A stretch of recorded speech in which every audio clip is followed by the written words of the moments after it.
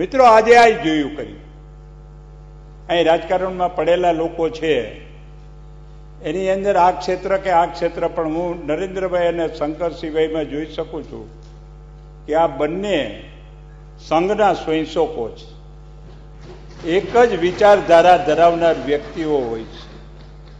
મગની બે ફાડ જુદી હોય પણ બંને ફાડની અંદર ગુણ હોય ને એ મગના જ હોય. મિત્રો આજે સંસ્કારિતા બોલે, આજે કાશ્મીરના પંડિતના રક્ષણ માટેની વાત કરવી હોય, આપણા દેશની અંદર આપણે બીજા પાસે થઈને વિઝા લેવાની વાત કરવાની વાત હોય. આ બધા જે પ્રોબ્લેમ છે એ બંનેના મનની અંદર રહેલા છે.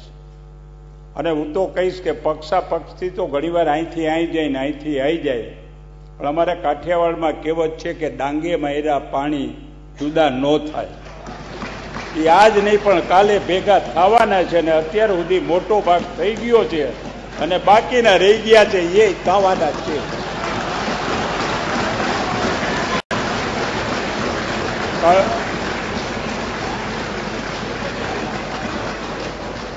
કારણ કે આ વાત છે ને એ લોહીના સંસ્કારની વાત છે.